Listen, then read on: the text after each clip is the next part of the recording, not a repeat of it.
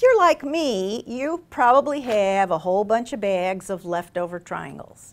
And you think, well, what can I do with all these leftover triangles? I have a hard time throwing things away. So from a bunch of different projects, I have these leftover triangles that were cut off on the ends of flying geese blocks or snowball blocks, border strips, binding strips. So you've got all these triangles and you're going, what am I going to do with them? So I'm going to show you different things you can do with these leftover triangles, a couple quilts that I've made with leftover triangles, and how to cut them up and how to put them, use them up so that they're not taking up a lot of space in your quilting room. You can see some of these I've sewn already, and a lot of times, I don't know if you know what a leader is, but a leader is when you're sewing. You start with you can start with a strip of fabric that you sew through, and then you start sewing your pieces. You can use these leftover triangles as your leader and your ender, so that you're sewing one when you start and sewing another when you finish, so you have all these little triangles that are already sewn together. So they're not all the same size usually. It doesn't make any difference whether the seam's accurate or not, but usually what I do is I'll take the triangles that I've already pieced. I just take one of my small rulers and I'll square it up to a size that's manageable, or a size, size that fits the half square triangle, just like you would square up any half square triangle. So this one is about 1.5 inches, but it's longer on one side than it is on, oh, that's 1.75 inches. I can't even read my own ruler. Okay, so that's 1.75 inches. So I could cut this at about 1.75 inches because it does line up with both of those. It overlaps both of those. So I can go ahead and trim it. Trim two sides. Turn it around. Trim the other side and line it up at 1.75 inches.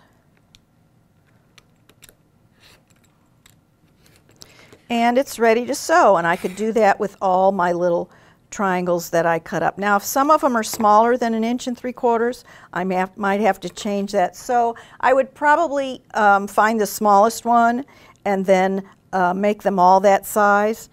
This one, again, I could cut to 1.75 inches. So you can see I can do that with all of these little triangles that I had already pieced together. And once I have all of them squared up, I can put them together in a quilt. I can rearrange them in any arrangement I want. I can make flying geese with them. I can do all kinds of things with them. So that's what you can do with the small ones. Sometimes you have bigger pieces, like these pieces here I had left over from a quilt with larger squares on it. And what I would do is I could either sew it as a big and leave it as a big triangle, or I can cut other pieces from it. So say this is a pretty big sized triangle. It's a little over 4 inches. So if I wanted to, I could cut inch squares in here, or 1.25 inches, 1.5 inches squares in here. This is 1.75 inches. So I could do that.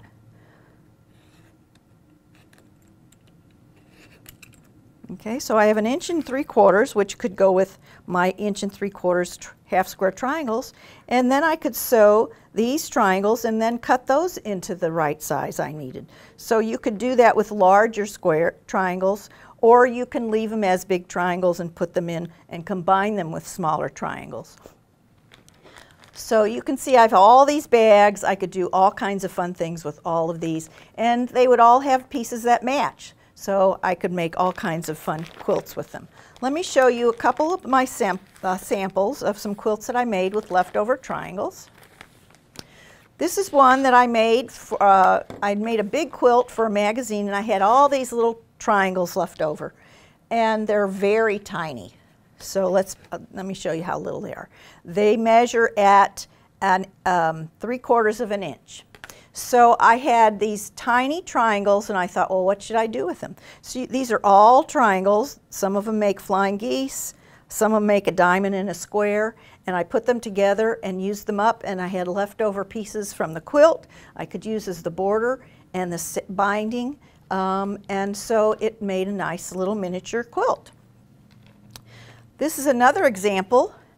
This is a quilt that I designed from a large antique quilt that I had, and I had these little antique fabrics or reproduction fabrics, and I turned it into a square. That these are just 1-inch finished half square triangles and squares, and I just simply quilted it with cross hatching, and it was a pretty fast quilt to put together since the triangles were already together. And so these are a couple ideas that you can do. Think about what to do with those little leftover triangles and play with them and see what kind of design you can come up with. You can turn them, you can put squares in them, you can do anything you want with your leftover triangles.